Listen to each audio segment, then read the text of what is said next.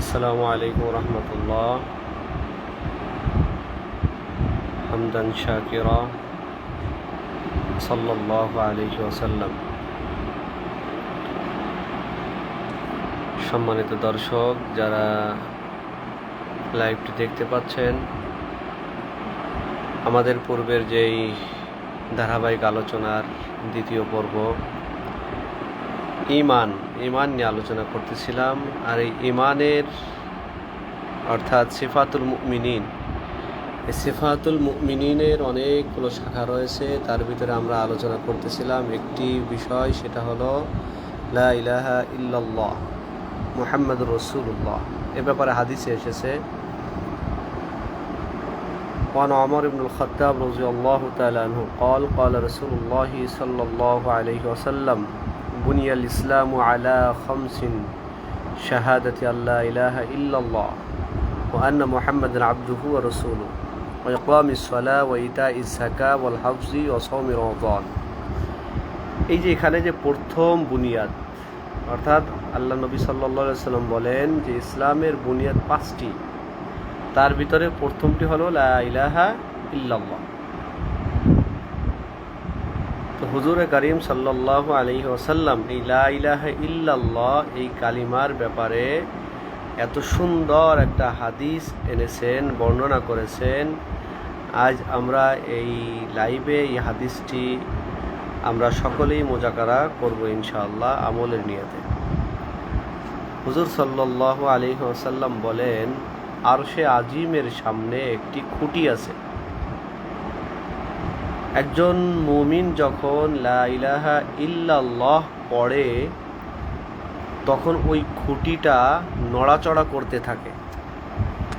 যখন খুঁটিটা নড়ে, তখন আল্লাহ তাআলা ওই খুঁটিকে থামতে বলেন, কিন্তু ওই খুঁটি থামে না এবং আল্লাহকে বলতে থাকে, যেই বান্দা লা ইলাহা ইল্লাল্লাহ পড়েছে তাকে তো এখনো ক্ষমা করা হয়নি। আল্লাহ তাআলা তখন ওই খুঁটিকে বলেন, যাও, তুমি থেমে যাও, আমি ওই পড়নেওয়ালা ব্যক্তিকে আমি ক্ষমা করে দিলাম। সুবহানাল্লাহ। আর যখনই এই কথা বলে আর আল্লাহ তাআলা বান্দার গুনাহ মাফ করে দেন, সাথে সাথেই ওই খুঁটিটা নড়াচড়া করা বন্ধ করে দেয়। এজন্য ভাই এই লা ইলাহা ইল্লাল্লাহ এভাবে মুখে পড়লেই যে একটা আরশে আজিমের যে খুঁটি এটি যে নড়বে, বাস্তবতাটা কিন্তু তা নয়।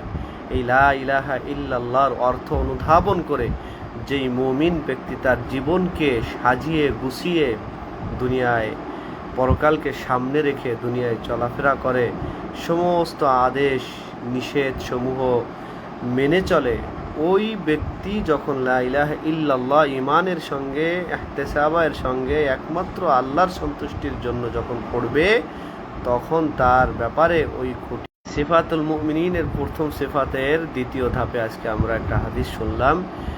এই হাদিসের উপরে আমাদের সকলকে আল্লাহ তাআলা আমল করার তৌফিক দান করুক এবং আমরা যেন সকলে ইহতিসাবের সাথে ইয়াকিনের সাথে লা ইলাহা ইল্লাল্লাহর অর্থ বুঝে যেন আমরা সেইভাবে আমল করি।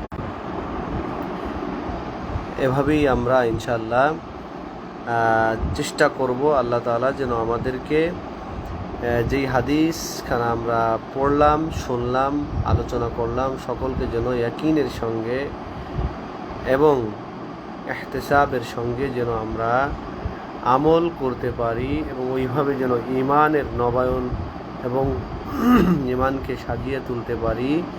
এজন্য আমরা আল্লাহ তাআলার কাছে সকলেই প্রার্থনা করব, আল্লাহ তাআলা আমাদের সকলকে ঈমানের গভীরতার ভিতরে ঢুকে সেইভাবে আল্লাহকে পাওয়ার, রসুলকে পাওয়ার তৌফিক আল্লাহ আমাদের নসিব করুক। সবাই বলি আমিন। আসসালামু আলাইকুম ওয়া রাহমাতুল্লাহি ওয়া বারাকাতুহু।